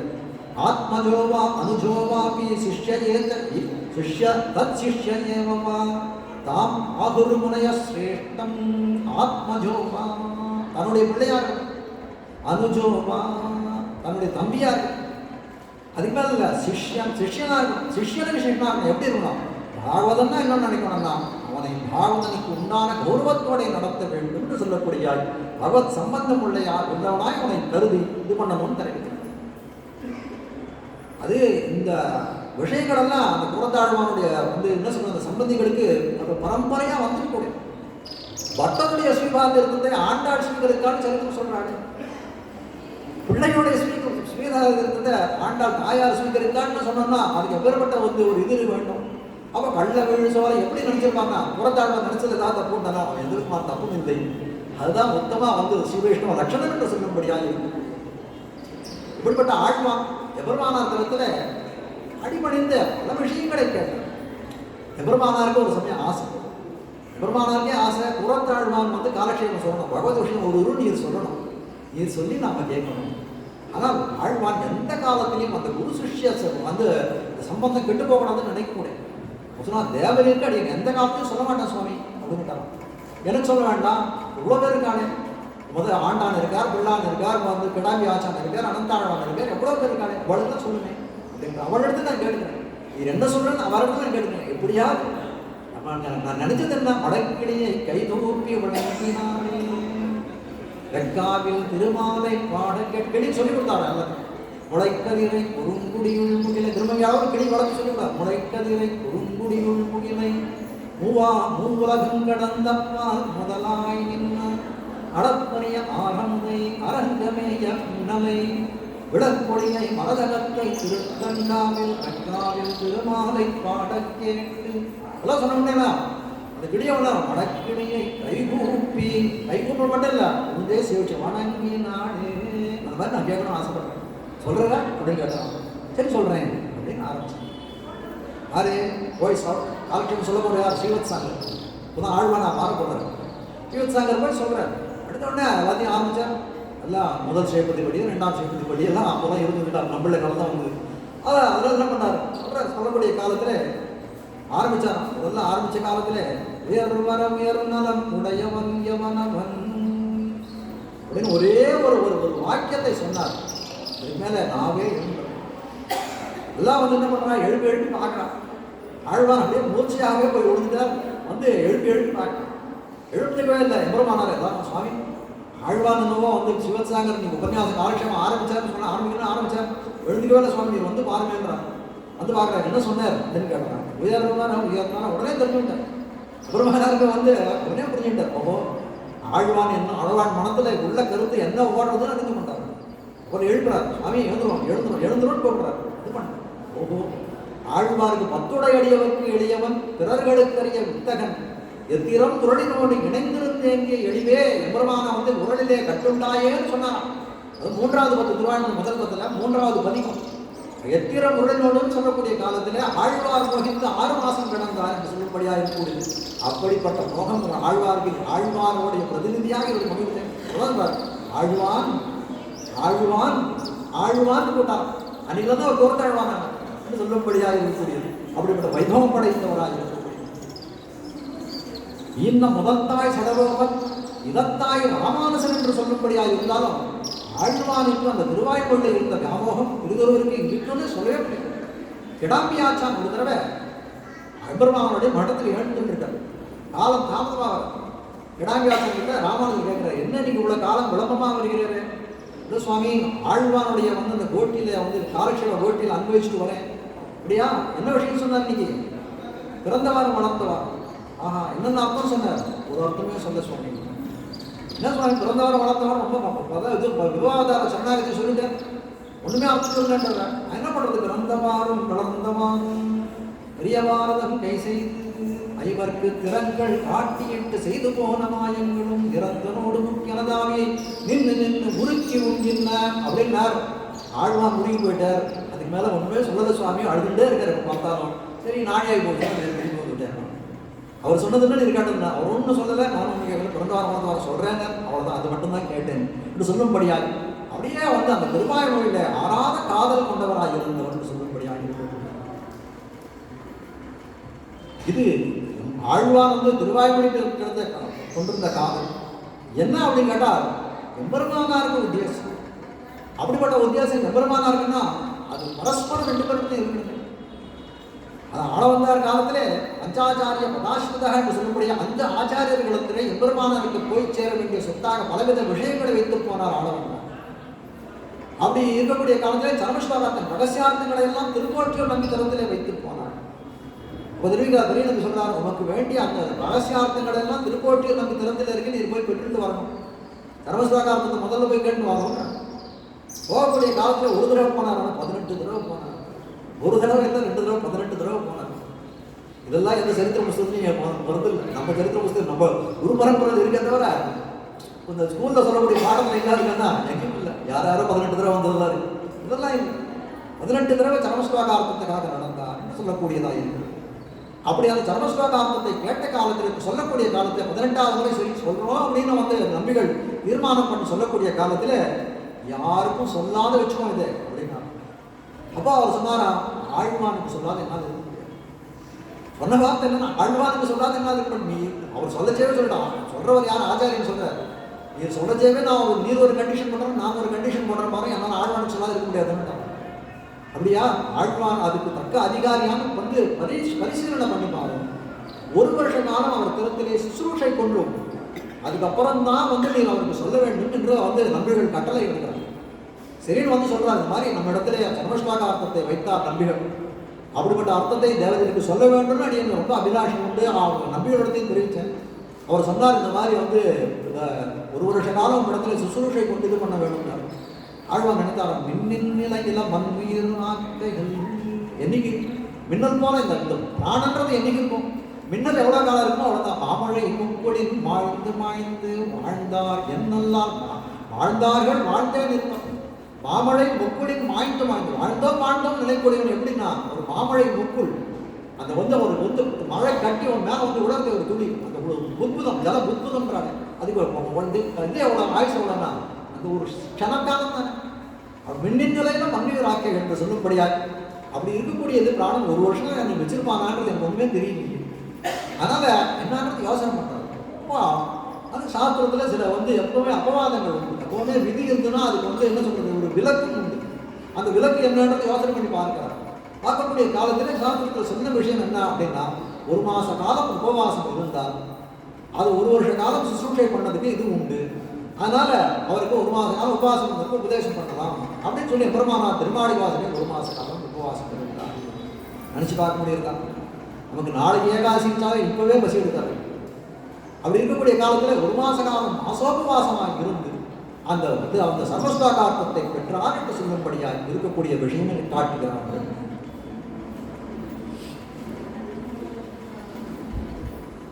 ஆழ்வானை வந்து ஆழ்வான் ஆண்டான் 2 பேரும் முக்கியமான சிஷ்யர்கள் எம்பெருமானார்.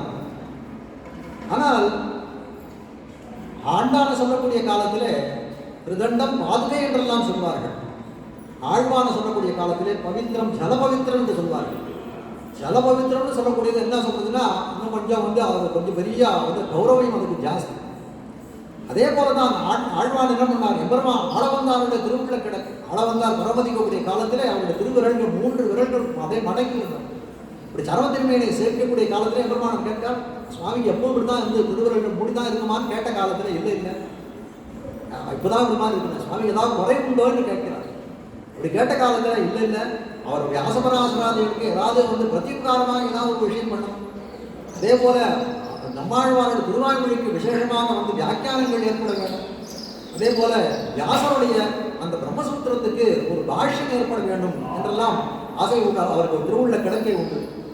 ஆச்சாரியன் நியமனம் அனுகிரகம் இருந்தால் அடியன் செய்கிறேன் என்று வந்த அந்த இடத்துல சொன்ன காலத்திலே அந்த திருவுள்ளர்கள் 2 3 நிவர்ந்து கொண்டன என்று காட்டுகிறார். அப்படிப்பட்ட ஒரு இதுதான் அந்த ஸ்ரீபாஷ்யம்னு சொல்லக்கூடிய அந்த வியாக்கியானம் எழுதுவதற்காக வந்து எம்பெருமானார் பிரயத்தனம். அந்த காலத்துல அந்த வியாசருடைய பிரம்மசூத்திரம் கிடைத்தாலும் ராமானுஜர் என்ன நினைத்தாருன்னா, அந்த போதாயன மகிழ்ச்சியால் அருள் செய்யப்பட்ட விருத்தி கிரந்தம்னு ஒன்று இருக்கு. அந்த விருத்தி கிரந்தத்தை சேவிச்சுட்டு வந்து இந்த வியாக்கியான பாஷ்யம் எழுதினா தான் இந்த ஸ்ரீபாஷ்யம், இந்த பிரம்மசூத்திர பாஷ்யம் சிறந்ததாக விளங்கும் என்ற ராமானுஜரோட இது.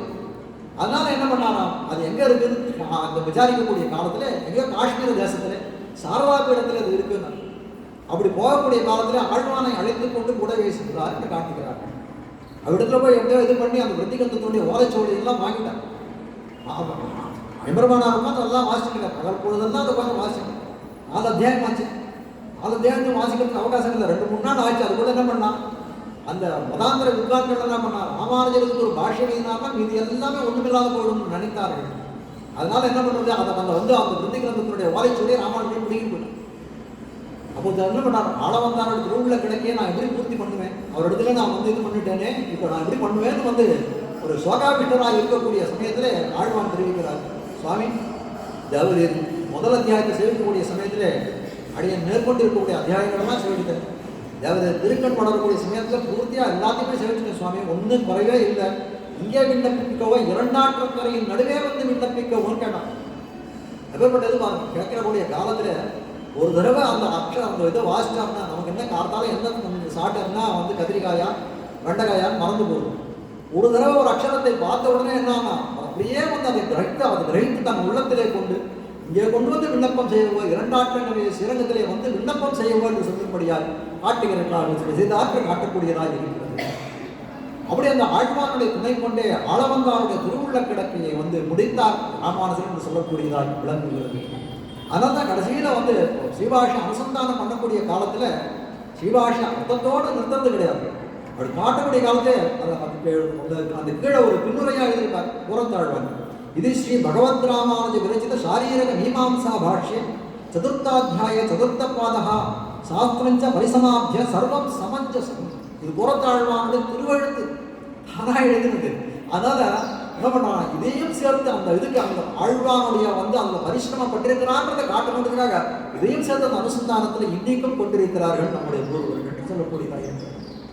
ரூபமே வாசி தன்மகிமானம் யாச்சஷ்டே என்று வேத வாக்கியம் காட்ட வந்த விஷயம் என்ன அப்படின்னா, சில பேருடைய ரூபத்தை பார்த்தாலே வேற எதையுமே பார்க்க வேண்டாம், ரூபத்தை பார்த்தாலே என்ன தோணும். யஜ்ஞமூர்த்தின்னு சொல்லக்கூடிய அருளாள பெருமானார் கூட 17 நாள் பாத யுத்தம் பண்ணார் ராமானுஜர். 17வது நாள் கடைசியில் வந்து ஒரு உத்தரவு சொல்ல வேண்டிய வந்து ஒரு கட்டாயம் ராமானுஜர் தரத்திலே வந்து விழுகிறது. அது மாயாவாதி கண்டனம் பண்ணணும், அது என்ன விஷயம் சொல்றதுன்னு ராமானுஜருக்கு எடுத்து சுபரிக்கல. என்ன பண்றாரு, சரி நாளைக்கு சொல்றேன் இதுக்கு பதில் அப்படின்னு எழுந்து வந்துட்டார் சுவாமி.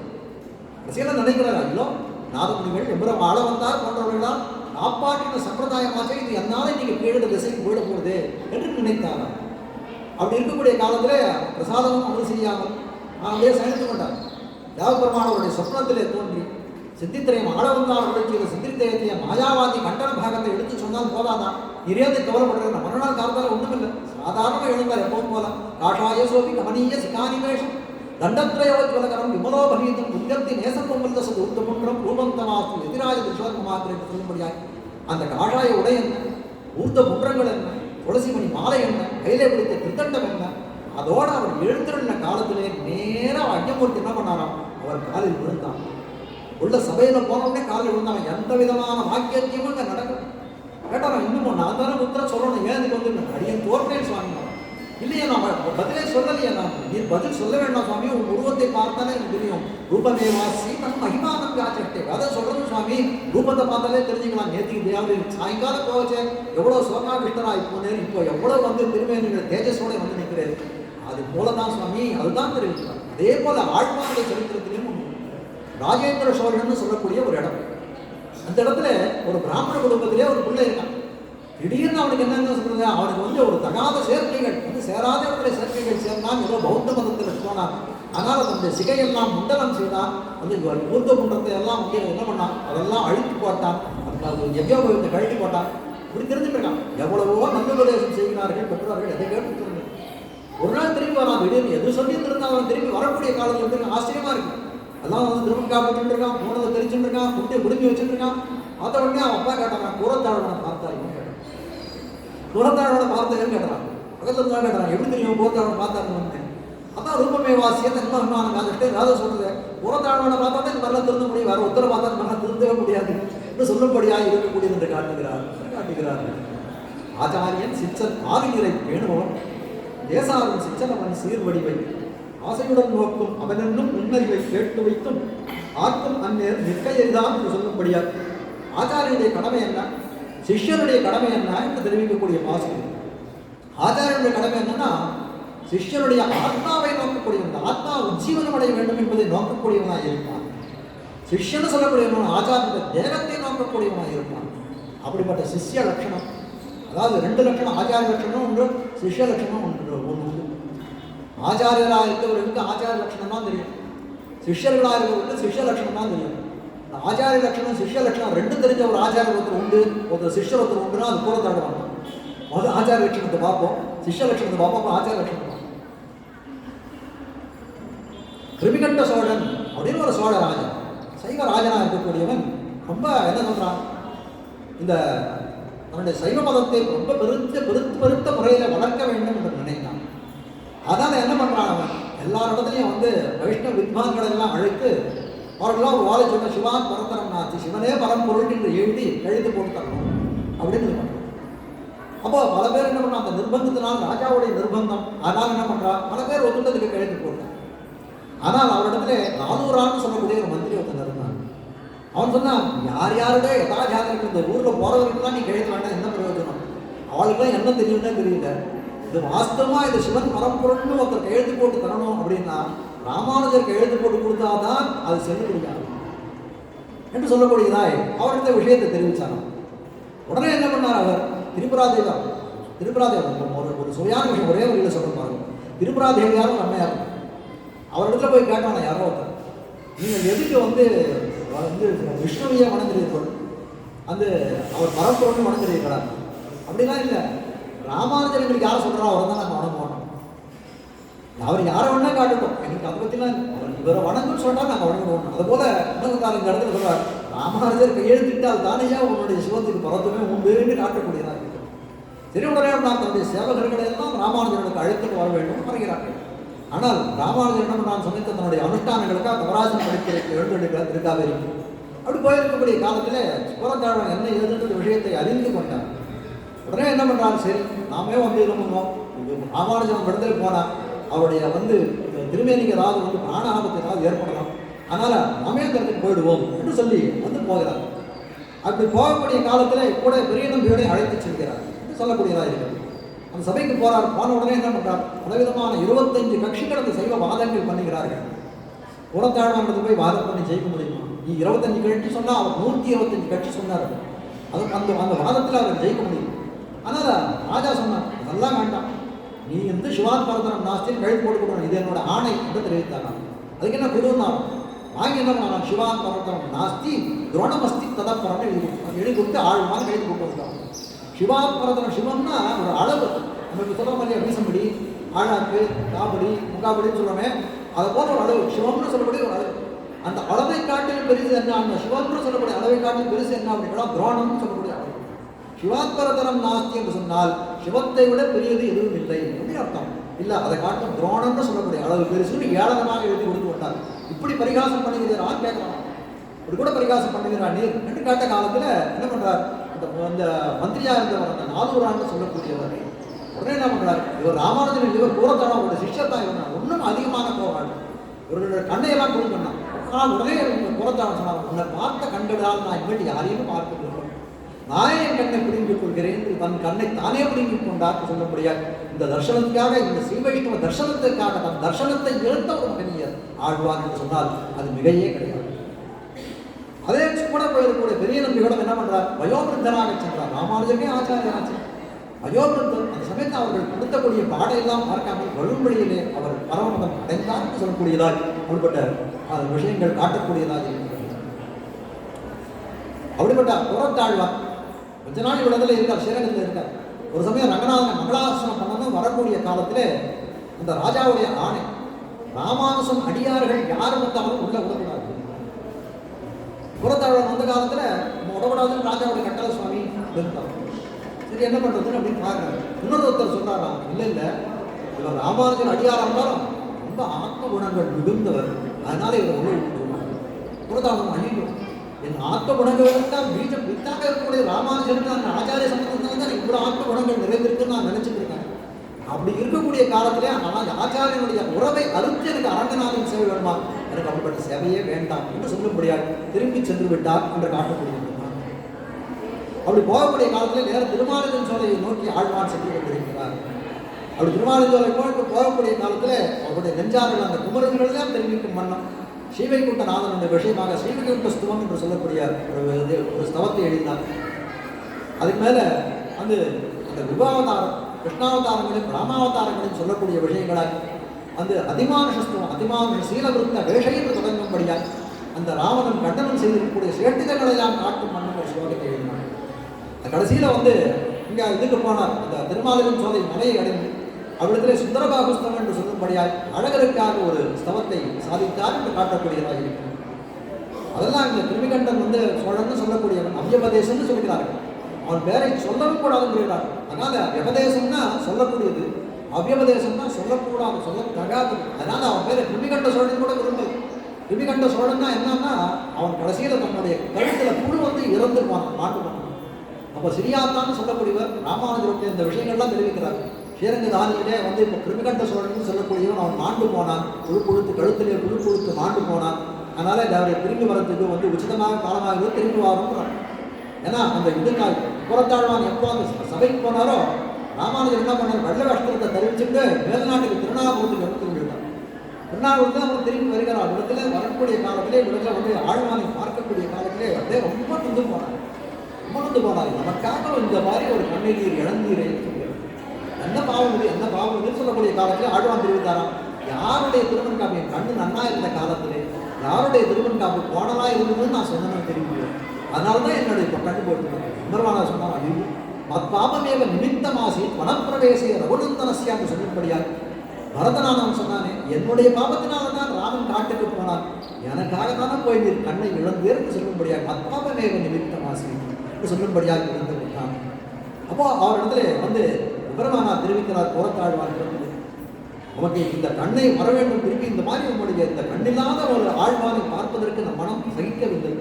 வரந்ததான் இது வரதகா என்று சொல்லும்படியாக தேவாதிராஜன் வள்ளல் மணிவண்ணன் வேண்டித்தல் நாம் தரும்போதில் வள்ளல் மணிவண்ணனாய் இருக்கக்கூடியவன், அத்திதார்த்த பரிதான வீட்டில் அத்திகள் கேட்பதையெல்லாம் கொடுக்கக்கூடியவன், உதாரணனாய் இருக்கக்கூடியவன், அந்த தேவபெருமான் விஷயமாக ஒரு ஸ்தவத்தை அருளி செய்ய வேண்டும் என்று தெரிவித்த காலத்தில் கண்ணை வேண்டி ஒரு ஸ்தவத்தை அருள் ஒரு ஸ்தவம் அப்படியே சொன்னாங்க.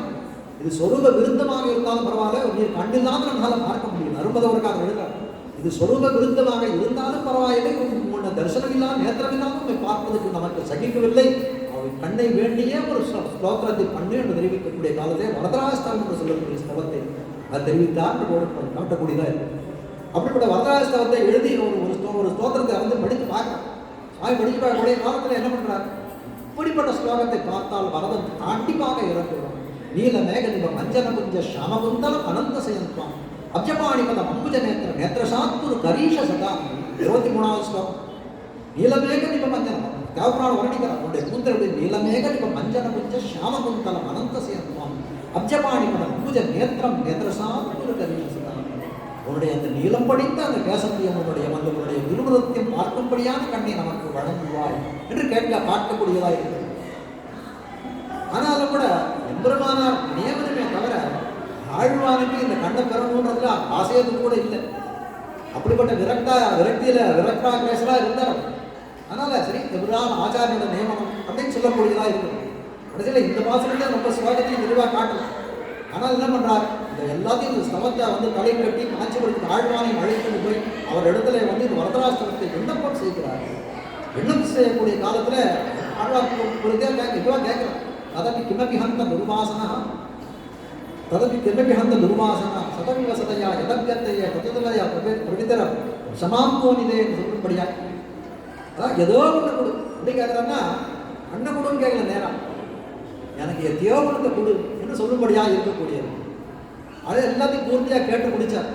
கடைசியில் கேட்கக்கூடிய காலம் கடைசி மாதம் இது பண்ணுறாரு.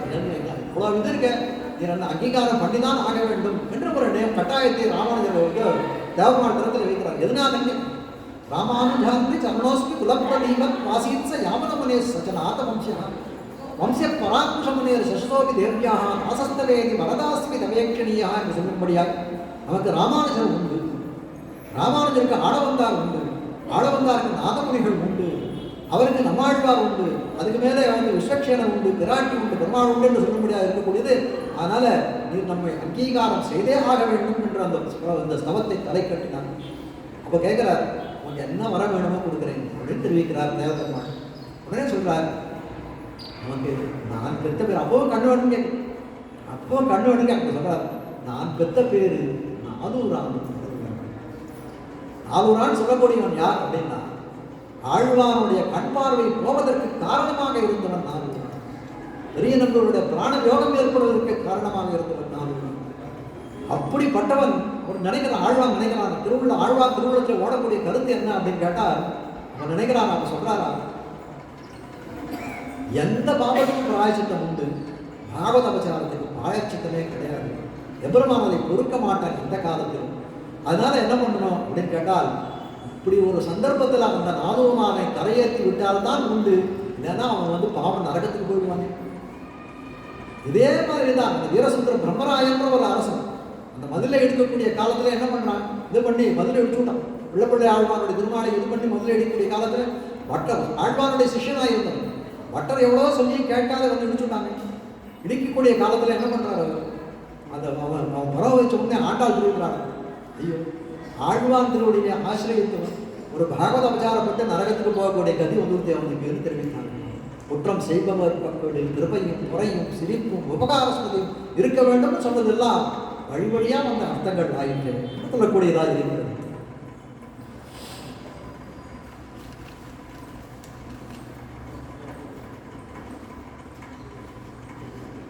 இன்னும் ஒரு 5-10 நிமிஷத்துல முடிஞ்சது. அப்படி ஒரு ஆச்சாரியனுக்கு தகுந்த சீடராய் அமைந்தவர். அடுத்து சிஷ்ய லட்சணம் சொல்லணும் அப்படின்னா, ஆச்சாரிய லட்சணம் சொல்லணும்னா பிள்ளைப்பிள்ளை ஆழ்வான் ஒரு சீடர் இருக்கு. அப்படிப்பட்ட பிள்ளைப்பிள்ளை ஆழ்வான்னு சொல்லக்கூடிய நல்ல பண்டிதம், நல்ல ஞானம். ஆனால் என்ன குறையோ அவர் இடத்துல, ஒரே ஒரு குறைய ஒரு இடத்துல கண்டது என்ன அப்படின்னு கேட்டாங்க. கொஞ்சம் அதாவது வாய் துணுக்கா பேசுது, பாகவத அபச்சாரம் ஏதாவது கொஞ்சம் வாயால் இது பண்ணுது. ஒரு புண்ணிய காலம் வந்த காலத்தில் இவர் பார்த்து கொண்டே இருக்கிற ஆழ்வான் எல்லாத்தையும் கவனித்து கொண்டே இருக்கிறார். அப்போ அவர்கிட்ட சொல்ற ஒரு புண்ணிய காலம் வரக்கூடிய காலத்தில் நமக்கு நீர் ஒரு தானம் தரணும்னு போய் கேட்டாங்க ஆழ்வான். ரொம்ப சாதுரியம் மாமி, அவர் கேட்டால் கொடுக்க மாட்டேன், தானம் என்ன எல்லாமே சிஷ்யன் சொத்து எல்லாமே உங்களுக்கு தானே அப்படின்னாரு. இல்லை தானமாகவே கொடுந்தாரு. என்ன இன்னிலேருந்து நீர் எந்த பாகவத அபச்சாரம் படக்கூடாது, அதை பண்ண மாட்டேன்னு எனக்கு தானமாக கூடும் என்று தெரிவித்தார். சரின்னு சொல்லிட்டு என்ன பண்ணார், ஆகட்டும் சாமி அப்படியே ஆகட்டும். ஒரு 2-3 நாள் ஆச்சு. அவரும் ரொம்ப கஷ்டப்பட்டு யாரையும் ஒன்றும் சொல்லாத வாய் மூடிட்டு இருக்காங்க. இருந்தாலும் சுவாபாவிகமாக என்ன பண்ணுறது, அவருக்கு கொஞ்சம் ஏதோ பாகவத அபச்சாரப்பட்டு விட்டார்.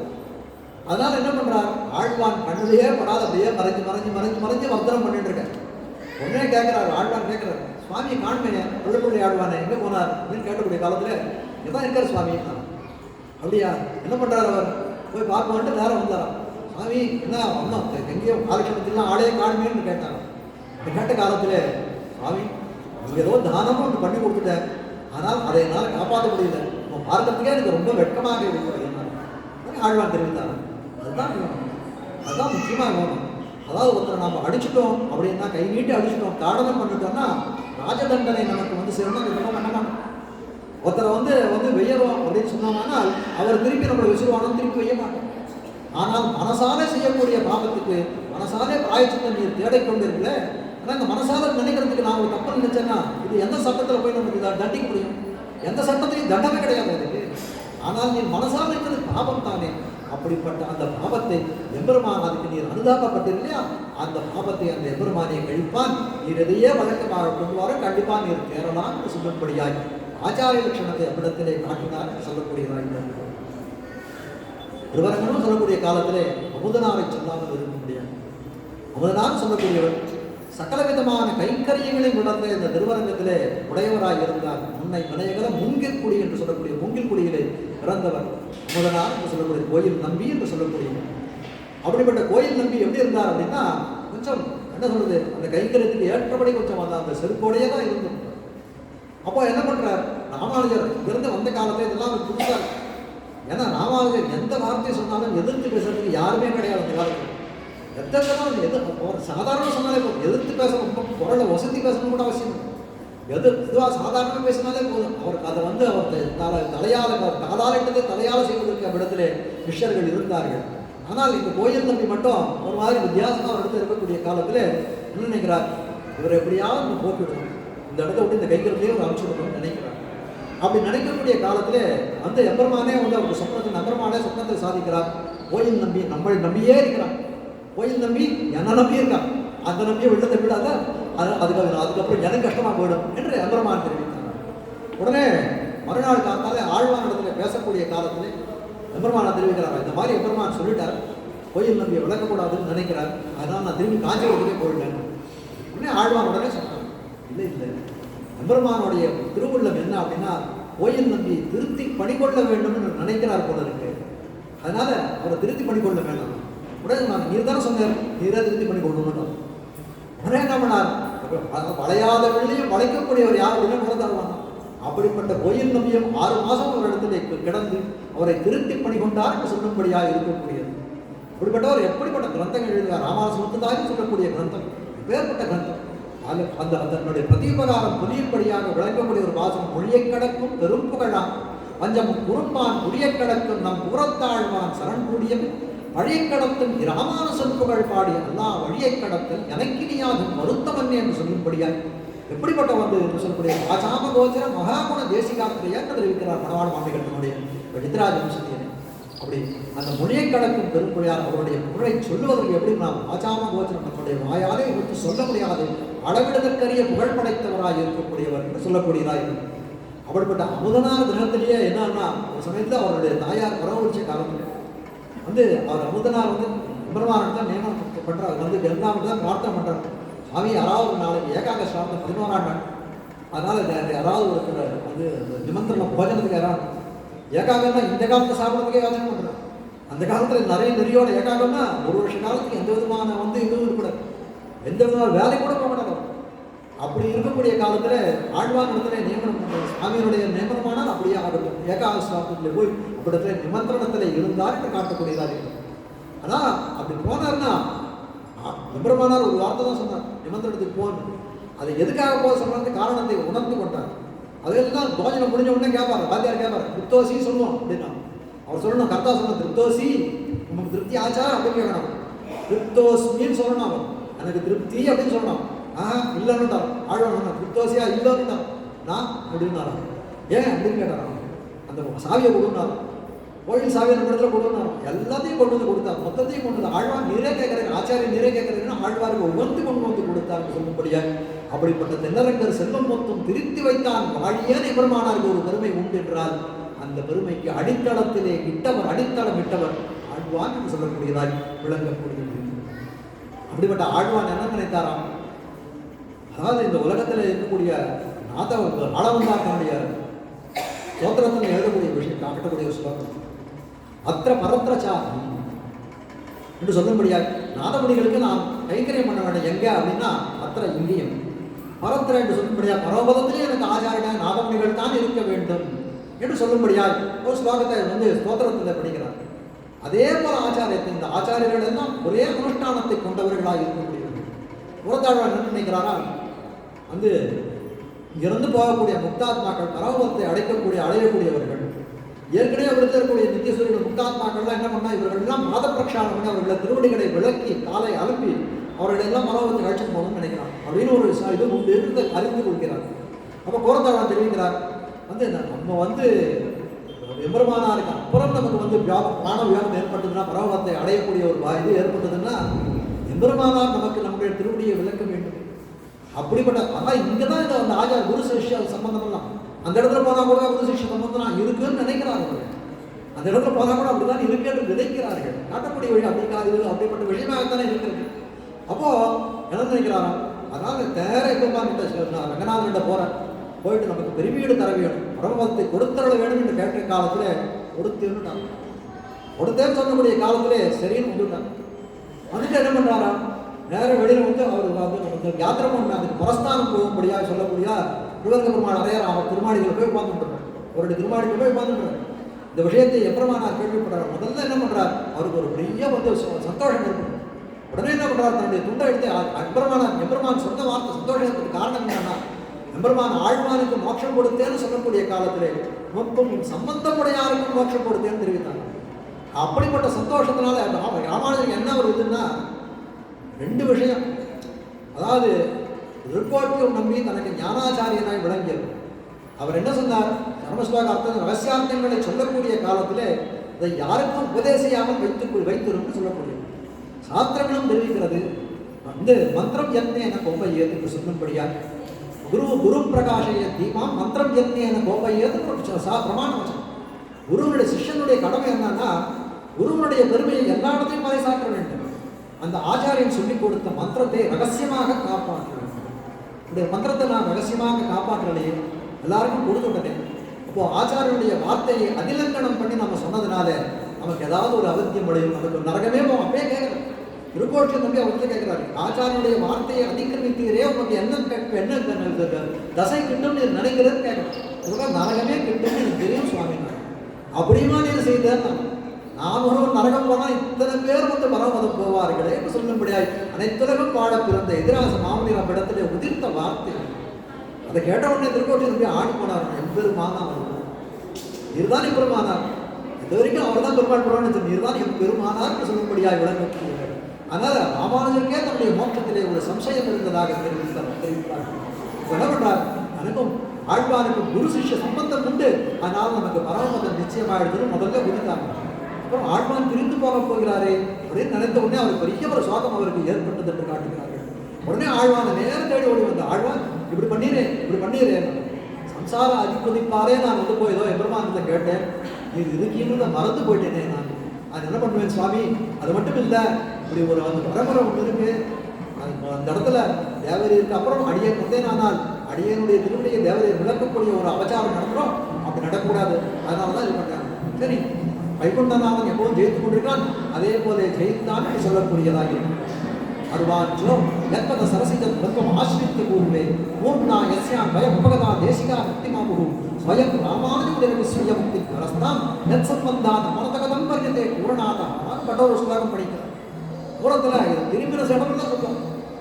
அந்த ஆழ்வான் இப்படி திரும்பினாலும் சரி அப்படி திரும்பினாலும் சரி ஆட்ட வந்த விஷயம் அருவாஞ்சோ எத்பத சரசிஜன் தத்துவம் ஆசிரித்து கூறுவே ராமானுஜனுடைய திருமொழி சம்பந்தத்தினாலே அவருக்கு முன்புண்டான ஆச்சாரியர்கள் எல்லாம் பரவபதத்தை அடைந்தார்கள். ராமானுஜனுடைய திருமொழி சம்பந்தத்தினாலே அவர்களுக்கு பின்புள்ள ஆச்சாரியர்கள் எல்லாம் பரவபதத்தை அடைந்தார்கள். ராமானுஜர் புறத்தாழ்வான் சம்பந்தத்தினாலே பரவபதத்தை அடைந்தான் விளக்கக்கூடிய பாசனமாய் அமைந்தது. அட்டராலே படிக்கப்பட்ட அற்புதமான ஸ்லோகம். அப்படி இருக்கக்கூடிய ஆழ்வான் அவருடைய சரமதசையும் வந்தது. ஒரு நாள் பரவபதம் எழுதினார் என்று சொல்லக்கூடியதாய் அப்படி பரவபதத்தை எழுதுகிறார். அப்படி இருக்கக்கூடிய காலத்திலே எம்பெருமானார் அவ்விடத்திலே வந்து நிற்கிறார். பெரியாழ்வார் ஆண்டாளை வந்து இது பண்ண காலத்திலே தன்னுடைய தாய் பாவனையிலே பாடக்கூடிய காலத்திலே ஒரு மகள் தன்னை உடையே உலகம் நிறைந்த புகழால் திருமகள் போல வளர்த்தே செங்கண்மால் தான் கொண்டு போனான். அதாவது பெரியாழ்வார் தன்னுடைய பெண்மணியாளர்கள் வந்து கண்ணனை கல்யாணம் பண்ணி போயிட்டான் பாடுறான். அதை இந்த இடத்துல வந்து இது பண்றான். இந்த வியாக்கியான மக்கள் எழுதக்கூடிய காலத்திலே ஒரு மகள் தன்னை உடையே என்றும் உலகம் நிறைந்த புகழால் என்றும் திருமகள் போல வளர்த்தேன் என்றும் செங்கண்மால் தான் கொண்டு போனான் என்றும் அப்படின்னு அந்த என்றும் அது மூலத்தில் கிடையாது. என்றுன்றது வியாக்கியானத்தில் மட்டும்தான் இருக்கக்கூடியதாக இருக்குது. அப்போ காஞ்சி சுவாமி காட்டுறார், ராமானுஜன் அழுதார். அந்த இடத்துல சன்னியாசிகள் அழக்கூடாது, அழுதார். எப்படி தெரியுது அப்படின்னு கேட்டார். இந்த என்றும்ன்ற வார்த்தைகள் காட்டக்கூடியது வியாக்கியான பக்தியிலே ராமானுஜன் புறத்தாழ்வாருடைய யோகத்தை நினைத்து அழுதார் என்று சொல்லக்கூடியதாக இப்படிப்பட்ட பல ஆத்மகுணங்கள் நிரம்பியவர்கள் ஆழ்வான் என்று காட்டக்கூடியவர்களாக இருக்கக்கூடியவர். அப்படிப்பட்ட ஆழ்வான் தானே ஒரு இன்னொரு பிறவி எடுத்து இந்த உலகத்திலே வந்தாலும் அப்படிப்பட்ட ஆத்மகுணங்களோடு விளங்குவாரானா சொல்ல முடியாது. அப்படிப்பட்ட ஆத்மகுணங்களோடு விளங்கியவர் ஆழ்வான். பலவிதமான ஆத்மகுணங்களை இன்று நமக்கு நவர்த்தது ஒரு பிராப்தமாயிட்டு இந்த எம்பெருமானுடைய இன்னொருளாலே அப்படிப்பட்ட ஆத்மகுணங்களை இன்று தொடங்கி நாமளும் என்ன பண்ணோம், ஒன்றோ ரெண்டோ எல்லாத்தையும் நம்ம பண்ணினா நாமளும் ஆழ்வான் ஆகுவோம். நம்ம ஆழ்வான் ஆழ்வான் ஆழ்வானுக்கு அடியார்களே இருப்போம். அதான் நம்மளால் முடிஞ்சது. அது இவ்வளோ விஷயங்கள் நம்ம பார்த்தோம். ஆனால் 1-2 நாம் கைக்கொள்வோம் என்று அதை பிரார்த்தனையாக வைத்து குற்றங்குறைகளை மன்னிக்குமாறு வேண்டிக் கொண்டு வாய்ப்புக்கு நன்றி நல்கி சுவாமி திருப்பதியிலே அடியனுடைய பிரணாமங்களை அடையவர்கள் முன்சொல்லை காத்த அடியவர்கள் திருவடியிலும் அடையவர்கள் பிரணாமங்களை தெரிவித்து அமைகிறேன். ஸ்ரீமதே கம்பீராமாதிர முனீந்திராய மகாத்மனே ஸ்ரீ ரங்கவாசினே பூயாத் நித்யஸ்ரீ நித்யமங்கலம். அழை நல்ல இன்னும் தலைப்பே என்றும் தழைக்கவே. லோகா சமஸ்தாக சுகினோ பவந்து. சமஸ்த சன்மங்களானி சந்தி.